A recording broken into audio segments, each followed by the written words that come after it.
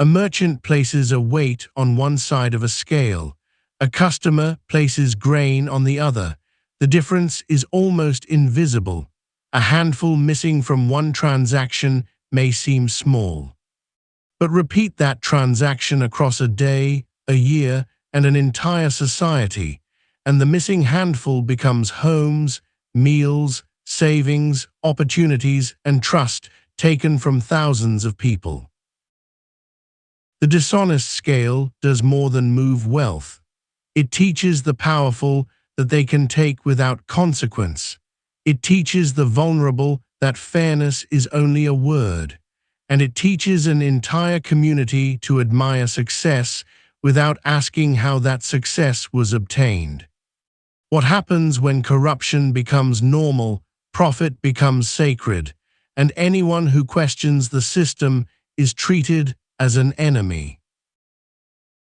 Welcome to the Guided Hour, where every journey carries a story and every story carries guidance. Today, we journey through the story of Prophet Shuayb and the people of Madian. The Quran does not tell us where Prophet Shuayb spent his childhood. It does not describe his appearance. It does not give us an exact year for his birth, the length of his mission, or a complete family history. Those details are not required for the guidance the Quran preserves. The revelation directs our attention elsewhere. It takes us into a community with wealth, trade, social influence, and a dangerous belief about personal freedom. The people of Madian did not merely possess dishonest merchants. Their dishonesty had become connected to how they understood worship, property, leadership, and power. When Prophet Shuayb addressed them, his message did not begin with an isolated business regulation. It began with Allah. He called his people to worship Allah alone because they had no rightful object of worship besides him. Then, almost immediately, the Quran moves from worship to the marketplace. Give full measure, use fair weights. Do not deprive people of what belongs to them. Do not spread corruption through the land. That movement is one of the most important features of the story. The Quran does not present worship as one part of life and commercial behavior as another unrelated part. The one worshipped in prayer is also the one who sees the scale. The one remembered in devotion is also the one who hears the promise made to a customer, an employee, a partner, a child, or a stranger. Faith enters the store. Faith enters the contract. Faith enters the workshop. Faith enters the place where goods are measured, wages are calculated, and people decide whether to reveal a defect or conceal it. Prophet Shuaib's people wanted a different arrangement. They wanted religion to remain somewhere that would not interfere with their control of wealth. They wanted devotion without accountability. They wanted prosperity without restraint. They wanted the freedom to possess, but not the responsibility to answer for how their possessions were gained and used. The Quran describes Prophet Shuayb warning them not to reduce the measure and the weight. To understand the force of that warning, imagine a society in which many ordinary transactions depend on measurements that customers cannot independently verify. A buyer approaches a merchant for grain. The container appears full, but its inside has been altered. A person pays for a particular weight, but the merchant's stone is lighter than it should be. A farmer brings produce to a buyer, but the scale is adjusted to report less than the farmer delivered. The dishonest person may defend each act as small. The Quran directs attention to the person who suffers the loss. A little grain removed from the customer is still the customer's grain. A small amount withheld from a worker is still the worker's right. A minor defect concealed from a buyer is still information the buyer needed. A promise delayed until it becomes worthless is still a promise broken. The person committing the injustice may experience it as an extra gain. The victim experiences it as something missing. That is why Prophet Shuayb's instruction is broader than a warning against inaccurate equipment. He tells them not to deprive people of their things. People's things include what is physically in their hands, but the guidance reaches further. It teaches respect for whatever another person is rightfully owed: their money, their property, their time, their labor, their information, their opportunity to make an honest decision, their trust, their dignity. The scale is therefore not only made of metal. A promise can become a scale, a contract can become a scale, a school assignment can become a scale, a timesheet can become a scale, a product description can become a scale, a performance report can become a scale. Any situation in which one person controls information that affects another person can become a place of measurement. The story asks what we do when we possess the heavier side of that information. Do we use it to protect the other person's rights? Or do we quietly remove what benefits us and hope they never notice? Prophet Shuayb did not speak to a community that appeared ruined. He told them that he saw them in prosperity. That observation makes the warning more striking. They were not stealing because every lawful path had disappeared. They had resources. They had commercial activity. They possessed the kind of outward success that might persuade people that their system was working. Prosperity can be one of the most difficult environments in which to recognize corruption. When a society is collapsing visibly, people search for causes. When money is flowing and buildings are rising, many people assume the system must be sound. They may measure morality by growth. They may measure truth by popularity. They may measure justice by whether the powerful remain comfortable. But financial success does not transform injustice into justice. A dishonest practice can produce revenue. A corrupt institution can expand. A person can gain followers through deception. A company can increase its value while transferring hidden harm to people who possess less power. A community can appear stable while trust beneath the surface is disappearing. Prophet Shuayb looked at people who were doing well materially and feared an overwhelming day for them. He understood that abundance was not a shield. Their prosperity was an opportunity to act generously and justly. Instead, it was becoming evidence they used to reassure themselves that no correction was necessary. The Quran, therefore, challenges a common mistake. We sometimes treat immediate results as a complete moral evaluation. If an action produces money, attention, or influence, we assume it was wise. If dishonesty is not immediately exposed, we assume it succeeded. If injustice produces no visible punishment today, we assume there will be none tomorrow. The story of Madian tells us that a delay is not approval. The absence of immediate consequence is not evidence that Allah does not see. And wealth remaining in a person's hand does not mean that everything in that hand belongs there. Prophet Shuayb told them that what remained for them from Allah was better. What remains after dishonesty is removed. What remains after the false weight is corrected. What remains after the hidden fee is disclosed. What remains after the worker receives the full wage. What remains after the partner receives the proper share. What remains after the defective item is honestly described. That remainder may appear smaller on a page, but the Quran calls it better. The people of Madian were being invited to change how they calculated gain.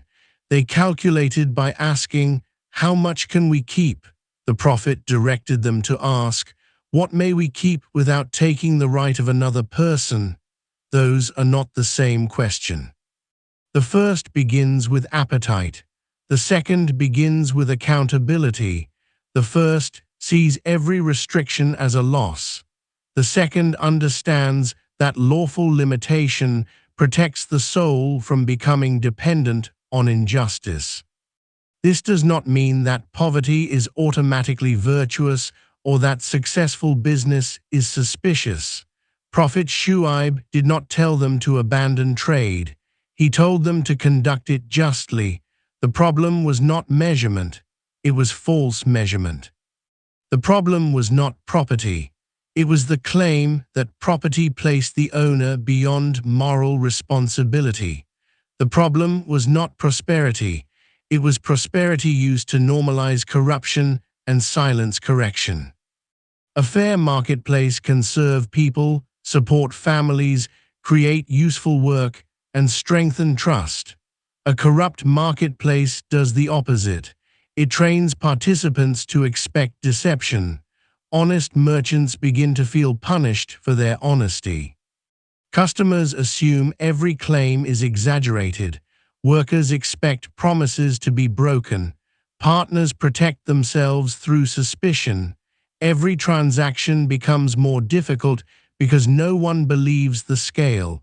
Trust is a form of social wealth. When dishonesty destroys it, even people who never touched the altered weights suffer the loss. The people's response reveals the deeper conflict. They asked Prophet Shuayb whether his prayer commanded them to abandon what their ancestors worshipped or prevented them from doing whatever they wished with their wealth. Their words connected two objections. First, they did not want to leave inherited worship. Second, they did not want moral limits placed on their property. In their view, prayer had crossed a boundary. Prayer was acceptable until it questioned tradition. Prayer was acceptable until it entered business. Prayer was acceptable until it told the wealthy that ownership did not make them absolute rulers over what they owned. Their mockery exposes a conflict that continues in different forms. Many people appreciate spirituality when it provides comfort. They become less comfortable when it demands correction. They welcome religion when it encourages patience during hardship. They resist when it asks how the hardship of others may have been produced. They respect worship when it remains private. They call it interference when worship challenges exploitation, dishonesty, intimidation, or abuse of power. The people of Madian were not asking a neutral question.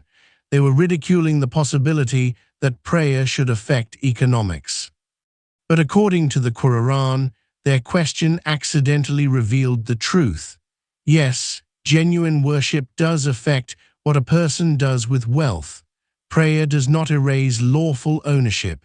It teaches the owner that Allah remains above the owner. It teaches that possession is accompanied by responsibility. It teaches that the customer's lack of knowledge does not make deception lawful. It teaches that the weakness of an employee does not make withheld rights lawful. It teaches that the difficulty of proving an injustice does not remove the injustice. Worship changes the person standing behind the scale. Without that transformation, rituals may occur while the system of harm continues unchanged. Consider how easy it is to separate religious identity from daily conduct. A person may speak respectfully about Allah but exaggerate when describing something for sale. A person may value prayer but repeatedly arrive late while reporting a full period of work. A person may teach children about honesty but keep extra change that was given by mistake. A student may want the result of knowledge without completing the work required to earn it. A leader may speak about service but manipulate information to protect personal status. A business may advertise care while designing confusion that makes cancellation difficult. The scale changes shape, but the moral decision remains recognizable. Who carries the cost of the advantage we are taking? What information are we hiding? What would the other person decide if they knew what we know? Would we consider the arrangement fair if we stood on the other side?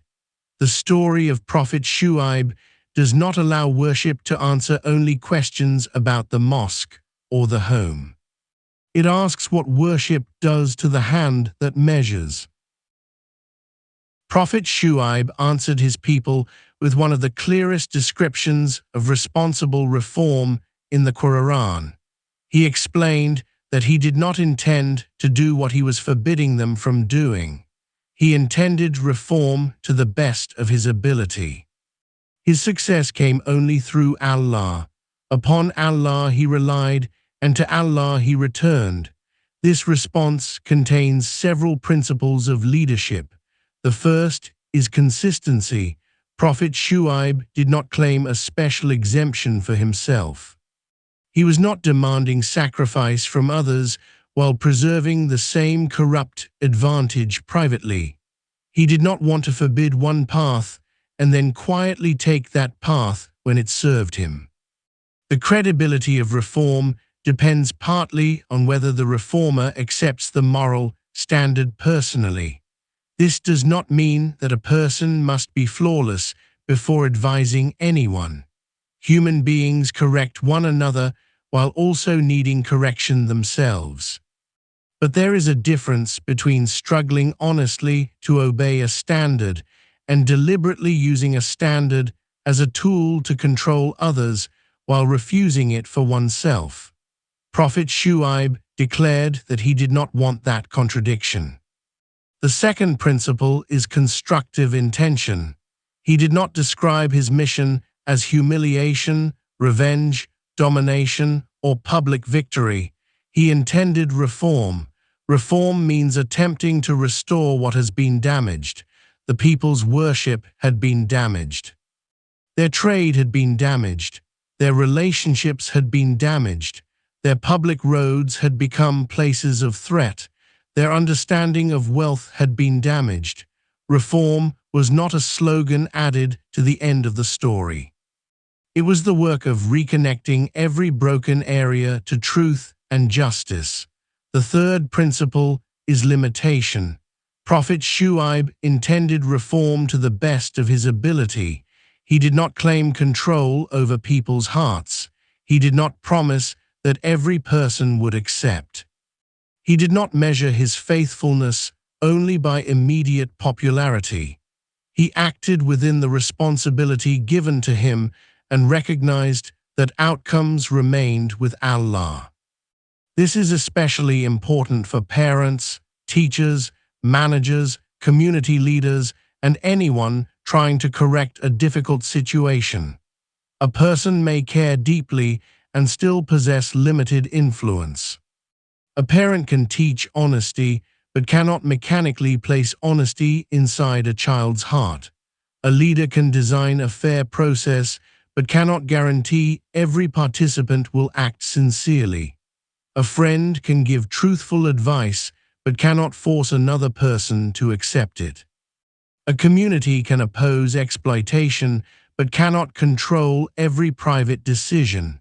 Recognizing limitations is not an excuse to do nothing. It protects the reformer from imagining that they are the source of all success. The fourth principle is reliance. My success comes only through Allah is not the language of passivity. Prophet Shuayb spoke, warned, reasoned, remained consistent, faced mockery, and endured threats. His tawakkul existed alongside effort. Reliance on Allah does not mean abandoning the scale and hoping it balances itself. It means correcting the scale while knowing that guidance, protection, endurance, and final success come from Allah. The fifth principle is return. He turned back to Allah. Reformers also require reform. Those who warn against dishonesty must examine their own hidden measurements. Those who speak against arrogance must examine the pride in their own speech.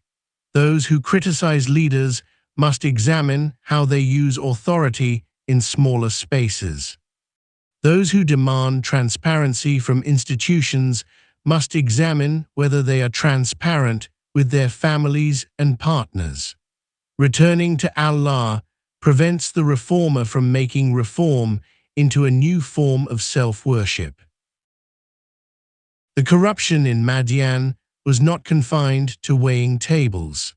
Prophet Shuayb warned them not to sit along every road threatening people, blocking those who believed from the path of Allah and trying to make that path appear crooked. Scholars have discussed the precise forms these roads and threats took. The Quran's language clearly establishes intimidation and obstruction, but it does not require us to invent a detailed scene. What we can see is a community where power was being used to control movement and belief. The leaders did not rely only on arguments. They used pressure. They threatened consequences for people who followed the Prophet. This reveals how corruption protects itself. A dishonest practice rarely survives through dishonesty alone. It develops a surrounding structure. People who benefit from the practice dismiss critics. They frighten possible supporters. They present reform as dangerous. They make the existing system appear inevitable. They tell individuals that speaking honestly will cost them employment, friendship, access, reputation, or belonging. The road becomes more than a road. It becomes every point where people must pass through another person's power, a permit, a position, a social group, a market, a platform, a family network, an institution. The person controlling that passage can use authority to protect justice or to punish those who question corruption. Prophet Shuaib's message, therefore, confronted both the full scale and the force that protected the full scale. Economic corruption and intimidation often support each other. The dishonest need silence. The powerful may purchase that silence through reward or produce it through fear. The Quran directs our attention not only to the person who takes too much grain, but also to the person who makes honest resistance dangerous. Children can recognize this pattern in smaller situations. Someone changes the rules of a game whenever they begin to lose. Then that person threatens to exclude anyone who objects. A group takes something that belongs to another child. Then the group warns everyone not to tell an adult. A student receives credit for work completed by someone else. Then the student mocks the person who asks for proper recognition. The scale and the road appear together. First comes the unfair advantage. Then comes pressure against the person who names it. The story teaches families to notice both. We should teach children not only to avoid taking what belongs to others, but also to avoid helping unfairness through silence, ridicule, or intimidation. Courage is sometimes the willingness to say that the measurement is wrong when everyone benefiting from it wants the room to remain quiet. Prophet Shuayb reminded his people that they had once been few and that Allah had increased them. Growth should have produced gratitude. Instead, it contributed to confidence without humility. The more established they became, the more entitled they felt to control the terms of life around them. This is another danger of prosperity. People may forget the period when they needed mercy. A business that once depended on the patience of its first customers may later treat customers as numbers. A leader who once asked others for an opportunity may later close every door behind them. A family that once received help may later judge those who require help. A community that once lived with vulnerability may later use its strength to threaten vulnerable people. Remembering our beginnings can protect us from worshipping our current position. Everything we possess has a history. Someone taught us, someone trusted us. Someone opened a door, someone performed labor we did not see, someone maintained a road, someone grew the food, someone developed the knowledge, someone made an error in our favor and chose mercy. Above all of those means stands Allah, who gave ability, time, opportunity, and provision. Gratitude asks how blessings should be used. Entitlement asks why anyone should be allowed to restrict us. Madian increasingly spoke the language of entitlement. They saw their land as exclusively theirs, their property as exclusively theirs, their decisions as beyond correction, their traditions as beyond examination. And when Prophet Shuaib's message continued, their leaders made the conflict explicit. If this episode is helping you see these events with greater clarity, take a moment to like this episode, subscribe to the Guided Hour, and share it with someone who may benefit. Your support helps more families discover thoughtful and reliable Islamic storytelling. Now, let us return to the story. The arrogant leaders threatened to expel Prophet Shuayb and the believers from their settlement unless they returned to the leader's religion. The people who had corrupted the marketplace now claimed ownership over belonging itself. They treated the city as though justice had no right to exist within it. Their demand was not merely remain quiet.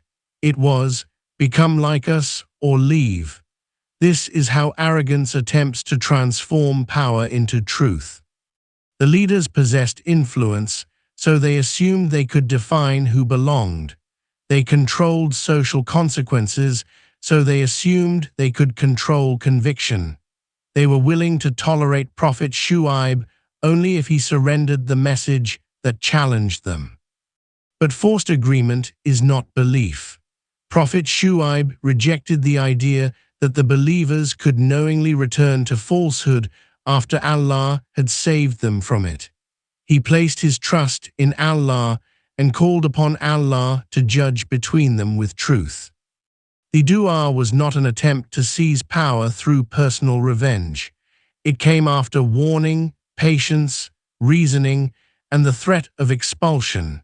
The situation had reached a point where the leaders were no longer merely rejecting the message for themselves. They were attempting to erase the believer's ability to live by it. This part of the story speaks to anyone who has experienced pressure to participate in something known to be wrong. The pressure may not arrive as an official command. It may sound like, "Everyone does this. Do not create problems. This is how the industry works. You will damage the team. You are being unrealistic. You will lose your place here. No one will support you." Sometimes the demand is not simply to remain silent. It is to demonstrate loyalty by participating. The person is asked to adjust the number, hide the defect, repeat the false statement, exclude the unwanted person, approve what was not reviewed, take credit that was not earned. Return to the group's way or accept the consequences. The story of Prophet Shuayb does not promise that integrity will always be socially comfortable. It shows that truth may expose how conditional some forms of acceptance really are. The leaders accepted people while those people served the existing order. Once belief produced moral independence, the leaders called expulsion a legitimate response. In another passage, Prophet Shuaib's people told him that they did not understand much of what he said. They regarded him as weak. They said that without his family group, they would have attacked him. Their words reveal a remarkable contradiction. Prophet Shuayb was speaking about Allah, truth, justice, repentance, and consequence. They responded by calculating tribal protection. They did not ask whether the message was true. They asked whether the messenger possessed enough visible power to make rejecting him dangerous. They did not respect his principles. They respected the social barrier surrounding him. Prophet Shuayb answered by asking whether his family was more worthy of consideration than Allah. They had placed Allah behind them, neglected and disregarded, while carefully measuring human alliances. This is a distorted scale of power. On one side, they placed the Creator. On the other, they placed a clan. Then they behaved as though the clan carried the greater weight. Human beings frequently repeat this error. We may know that an action is wrong, but ask only whether a supervisor will discover it.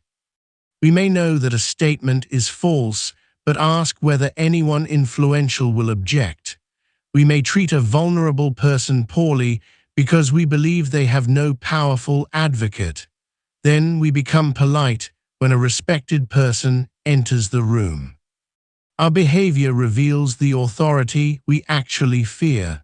A person who avoids injustice only when the victim has influence has not developed justice. They have developed risk management. Prophet Shuaib's people were managing risk. They believed he was personally weak, but socially protected. If that protection disappeared, they believed they could silence him.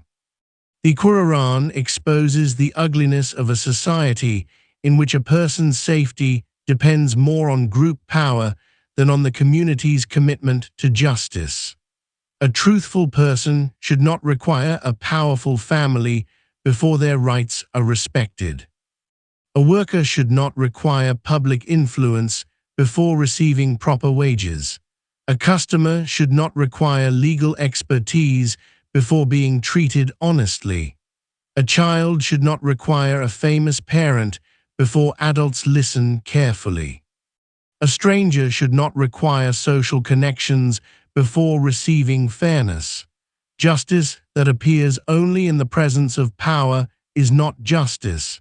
It is fear wearing the clothing of respect. Prophet Shuayb warned his people not to let opposition to him cause them to suffer what had struck earlier communities. He mentioned the people of Prophet Nuh, Prophet Hud, Prophet Salih, and Prophet Lut. These were not random historical names. They were reminders that the present generation was not the first to confuse delay with safety. Earlier communities had also received warnings. They had also developed explanations for why the warning did not apply. They had also observed ordinary days continuing after the message arrived. Sunrise followed sunrise. Business continued. Homes remained standing. People ate, traveled, negotiated, and planned. The continuation of normal life became part of the illusion. If judgment were real, they thought, why had it not already arrived? But a warning period is mercy. It is time made available for recognition, correction, and tawbah. Prophet Shuayb did not only warn them. He invited them to seek forgiveness from Allah and turn back to Him. He described his Lord as merciful and loving. This invitation appears close to the final conflict, and that is important. The door of correction was not closed simply because they had mocked him. It was not closed because they had cheated others. It was not closed because they had threatened believers. They were still being called to return. Tawbah does not declare that the harm was insignificant. It recognizes the harm honestly and turns away from it. For someone involved in financial injustice, sincere correction may require more than private regret. Property may need to be returned. Records may need to be corrected. A customer may need to be informed. A worker may need to be paid. A false claim may need to be withdrawn. An unfair advantage may need to be surrendered. Seeking forgiveness while deliberately keeping what was taken is not the complete reform Prophet Shuayb was calling for. His message joined worship, fair dealing, reform, reliance, and return to Allah. The pieces belong together. There is hope in this part of the story for anyone who recognizes a dishonest scale in their past. The purpose of recognition is not despair, it is repair. A person may realize they have been unfair in business. A leader may realize they have hidden important information. A parent may realize they apply different standards to different children. A student may realize they accepted credit they did not earn. A friend may realize they used social pressure to silence someone. The question is not whether the past can be made never to have happened. The question is what truth requires now. Can something be returned? Can an apology be offered? Can a process be changed? Can the person who was ignored finally be heard? Can future measurements be corrected? Prophet Shuayb intended reform to the best of his ability. The same principle directs us away from vague guilt and toward responsible action. The people did not accept the invitation. The Quran records another address to the people of Al-Aikar, sometimes translated as the people of the forest or the thicket. Classical scholars differed over whether this was another description of the people of Madian or a separate community also addressed by Prophet Shuayb. The Quran repeats the same central commands: give full measure, use an even balance. Do not deprive people of what belongs to them. Do not spread corruption. The shared moral pattern is certain even where scholars discussed the community's precise identification. The people accused Prophet Shuayb of being affected by magic. They said he was only a human being like themselves. They accused him of lying.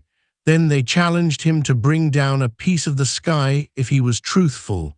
Once again, they avoided the actual moral argument. They did not demonstrate that their measurements were fair. They did not explain how depriving people of their property produced justice. They did not answer the call to worship Allah. They attacked the messenger and demanded punishment. This is another recognizable human response. When a person does not want to examine a claim, they may shift attention toward the person making it. Who are you to tell us? You are only human. You are not powerful. You are too strict. You are unrealistic. You are trying to control us. The personal attack allows the scale to remain unexamined, but the truth of a measurement does not depend on the popularity of the person reading it. A kilogram does not change because the merchant dislikes the inspector. A debt does not disappear because the debtor mocks the record. A stolen right does not become lawful because the victim lacks influence. Prophet Shuayb told them that his Lord knew best what they were doing. He did not claim private access to the exact time or form of what would happen. He delivered the warning entrusted to him. They chose rejection. Then the command of Allah came. The Quran describes the destruction associated with Prophet Shuayb's rejecting people through several expressions. One passage mentions a violent earthquake. Another mentions a mighty blast or overwhelming cry. The passage concerning the people of Al-Aikar mentions the punishment of the day of the cloud or shadow. Classical scholars offered explanations for how these descriptions relate. Some treated them as features of one punishment. Others connected the descriptions to the discussion over whether Madian and the people of Al-Aikar were the same group. The Quran does not require us to construct an unsupported dramatic sequence. We should therefore stop where the reliable text stops. The punishment came. It was overwhelming. The rejecting community could not escape it. Prophet Shuayb and those who believed with him were saved through mercy from Allah.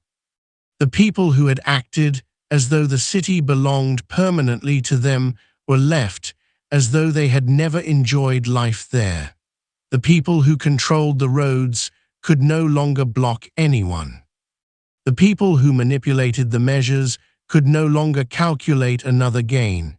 The people who threatened expulsion lost the place from which they had threatened to expel others.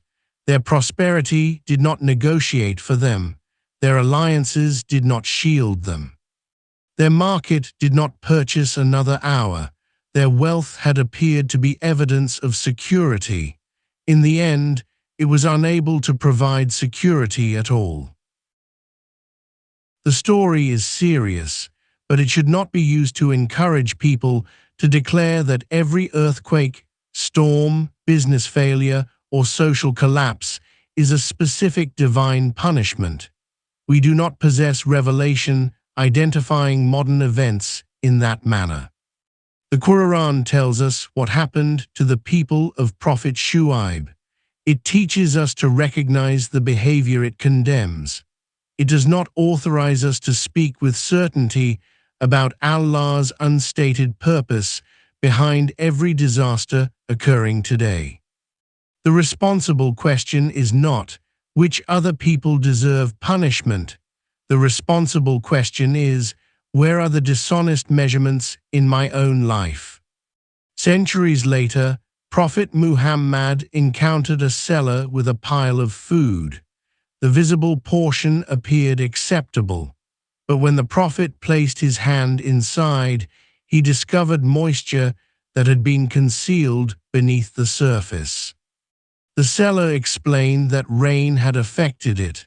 The Prophet instructed that the affected portion should have been placed where people could see it.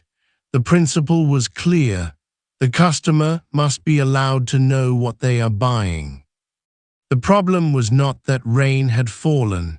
The problem was concealment. This authenticated report gives us a practical picture of the same moral world addressed in the story of Prophet Shuayb. Honesty is not merely avoiding a technically false sentence. A person may deceive through arrangement, through omission, through presentation, through placing the attractive portion on top and hiding the damaged portion beneath it, through emphasizing benefits while concealing relevant risks, through creating an impression known to be incomplete. The honest person asks whether the other party can see what they need to see. This principle matters in every generation because human beings continually develop new ways to place the wet grain underneath. Today, the hidden portion may be found in small print.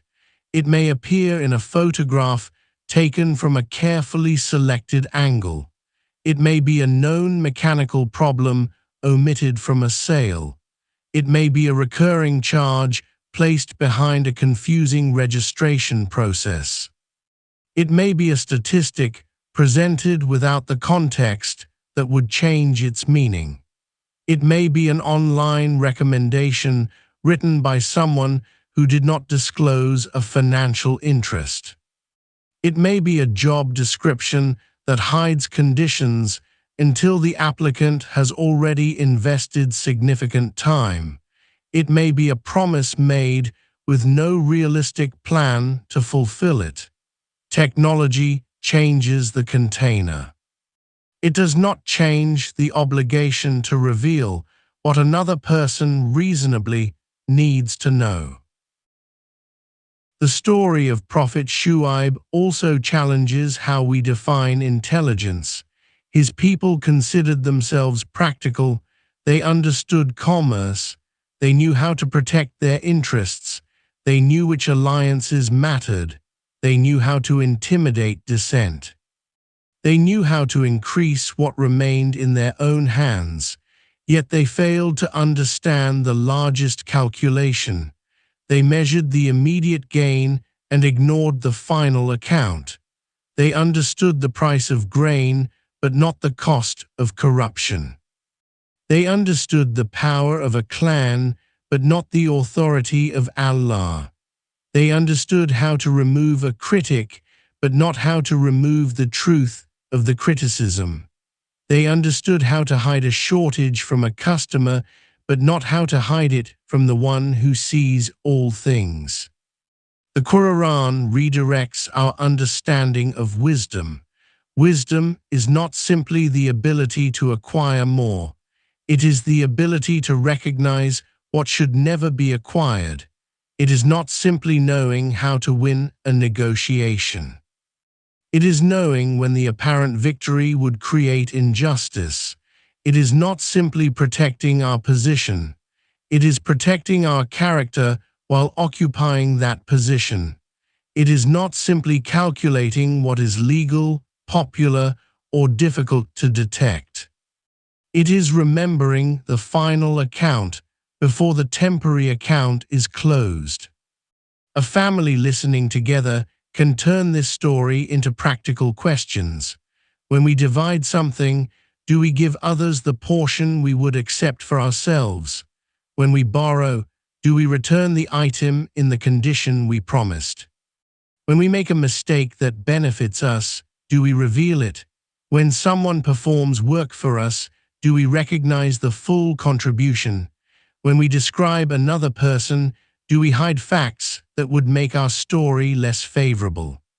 When rules apply to everyone, do we quietly create an exception for ourselves? When a weaker person speaks, do we listen with the same attention we give someone powerful? When a friend questions unfair behavior, do we answer the concern or pressure the friend into silence? These are the small scales through which character is formed. A person rarely wakes up and decides to build an entire society of corruption. The process often begins with a small advantage that seems harmless, then comes repetition, then justification, then dependence, then anger toward anyone who threatens the advantage. The false weight begins as a tool. Eventually, the person protects it as though it were an identity. This helps explain why Prophet Shuayb's people reacted so strongly. He was not only asking them to change equipment. He was asking them to surrender an advantage around which their prosperity and self-image may have developed. Repentance can feel threatening when wrongdoing has become profitable. That is why courage is required not only to confront injustice, but also to abandon the injustice from which we personally benefit. It is easier to oppose corruption that enriches someone else. The deeper test is recognizing the corrupted measurement that gives us the larger share. Leaders should listen closely to Prophet Shuayb's statement that he did not want to violate what he prohibited. Every position of authority creates opportunities for double standards. A manager may require punctuality but arrive whenever convenient. A parent may demand calm speech while shouting. A teacher may punish incomplete work but provide unclear instructions. A community leader may demand transparency from others while hiding personal decisions. A government may create rules for ordinary people while protecting the well-connected. A business may demand loyalty from workers while treating workers as disposable. The authority to create standards makes consistency more important, not less. People observe whether the person holding the scale also stands beneath it. Prophet Shuayb did. His reform began with a refusal to claim exemption. He also recognized that success did not belong to him. This combination protects leadership from two opposite failures. The first is hypocrisy. The leader imposes standards without accepting them. The second is arrogance.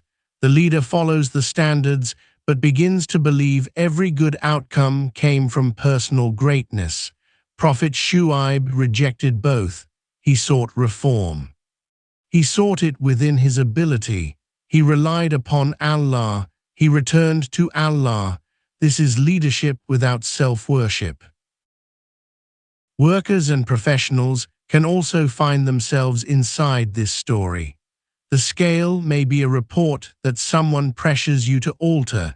It may be a safety concern that a supervisor wants removed. It may be a customer complaint that the organization prefers not to record. It may be an estimate intentionally made unrealistic to secure approval. It may be credit assigned to the most powerful person rather than the person who completed the work. It may be data selected only because it supports a desired conclusion. Not every disagreement is corruption. Not every error is intentional. Not every imperfect process is oppression. Accuracy requires us to distinguish mistakes from deception and ordinary weakness from deliberate abuse. But when we know a measurement is false, the story of Prophet Shuayb asks whether we will help carry the false weight. Standing for accuracy does not require aggression. Prophet Shuayb reasoned with his people. He reminded them. He warned them. He declared his purpose as reform. He relied upon Allah. A person can remain calm and still refuse to approve a lie. A person can speak respectfully and still insist that someone's rights be restored. A person can understand institutional pressures and still refuse to become the instrument through which another person is deprived. Gentleness does not require dishonesty. Patience does not require participation in corruption.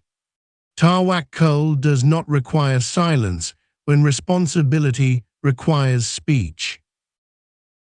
Business owners can hear the story not as an attack on commerce, but as guidance for preserving its dignity. Trade depends on mutual benefit. The seller provides something useful. The buyer provides payment. Both enter the exchange with meaningful information and willing agreement. Deception damages that relationship. The dishonest merchant may gain from one sale, but the culture of dishonesty increases the cost of every future sale. Customers demand more evidence. Contracts grow more defensive. Disputes increase. Goodwill disappears. Regulation expands because voluntary trust has failed. Honesty is therefore not only an individual virtue, it is part of the infrastructure through which healthy exchange becomes possible. Prophet Shuaib's message protected the marketplace by correcting the behavior that was destroying its moral foundation. Fair weights benefit the buyer, but they also protect the honest seller from competitors who gain through fraud. Clear descriptions benefit customers, but they also protect reputable businesses from industries in which no claim is trusted. Prompt payment benefits workers, but it also produces relationships in which people are willing to contribute with confidence. Justice does not weaken real prosperity. It distinguishes real prosperity from organized extraction. Consumers also carry responsibility. A person may condemn dishonest sellers while searching for a price that could only exist because someone else's rights were ignored. We may want extremely fast service, extremely low cost, perfect convenience, and generous treatment, while refusing to ask who absorbs the pressure required to provide all of it. The story does not require suspicion toward every affordable product. It does encourage awareness that our desire for advantage can help create markets in which unfairness is rewarded. The scale has two sides. The seller must not conceal. The buyer must not exploit desperation. The employer must not withhold. The worker must not claim labor not performed. The lender must not manipulate. The borrower must not deliberately evade a legitimate obligation. The leader must not abuse authority. The follower must not use obedience as an excuse to participate knowingly in harm. Each person has a measurement to protect. The people of Madian believed that accepting Prophet Shuayb would make them losers. Their leaders warned that following him would result in loss. The Quran reverses their calculation. Those who rejected him were the true losers. They feared losing dishonest profit. They lost the entire marketplace. They feared losing control over their property. They lost the ability to use it. They feared losing their inherited way. Their way could not preserve them. They threatened believers with losing their homes. The believers were saved. While the threatening community disappeared from the homes it claimed to control. This reversal is central to the story. Human beings often define loss too early. We call honesty a loss because it prevents a dishonest gain. We call repentance a loss because it requires returning something. We call justice a loss because it limits our advantage. We call courage a loss because it may cost approval. We call restraint a loss because it denies an appetite. But the Quran measures beyond the immediate moment. What appears smaller may be better. What appears profitable may contain destruction. What appears weak may stand with Allah. What appears secure may depend on conditions that can disappear in an instant. The people of Madian possessed scales, but their greatest error was the scale through which they evaluated life. The story returns us to the image with which we began, a weight placed on one side, grain placed on the other, a difference almost invisible. The hand adjusting the scale may believe no one noticed, but the customer carries the absence home. A family eats less. A worker receives less. A partner is denied a share. A person makes a decision based on information that was designed to mislead. The dishonest act does not remain at the table. It travels into another person's life. That is why the Quran does not describe false measurement as a private choice concerning personal property. It is corruption in the land. It changes relationships. It rewards the deceptive. It punishes the trusting. It silences the honest. It teaches children what adults truly value.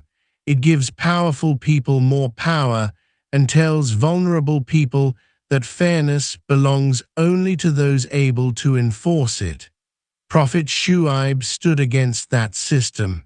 He called his people to worship Allah. He called them to correct the measure. He called them to protect people's things. He called them to stop threatening the roads. He called them to seek forgiveness. He called them to reform. And he showed through his own words that reform requires personal consistency, sincere effort, reliance upon Allah, and continuous return to Him. The question is no longer only what happened in Madian. The question is what sits upon our scales. What do we measure for other people? What information do we control? Whose rights become easy to ignore because they lack power? What practice would we defend angrily because correcting it would reduce our advantage? Does our worship remain separate from these questions, or has it entered the marketplace of our life? Perhaps the most hopeful place to begin is not with a dramatic public campaign. It is with one corrected measurement, one honest description, one returned amount, one acknowledged contribution, one promise fulfilled. One vulnerable person treated as though their rights matter even when no influential person is watching. one refusal to conceal the wet grain beneath the dry, one decision to accept what remains lawfully rather than reaching for what belongs to someone else. That remainder is better. The balanced scale may hold less than the dishonest one, but it carries something the dishonest scale can never hold: trust, justice, clean responsibility, and the hope of standing before Allah without the rights of other people weighing against us. You have been listening to The Guided Hour, where every journey carries a story and every story carries guidance. Until our next journey, may Allah increase us in beneficial knowledge and guide us toward what is true.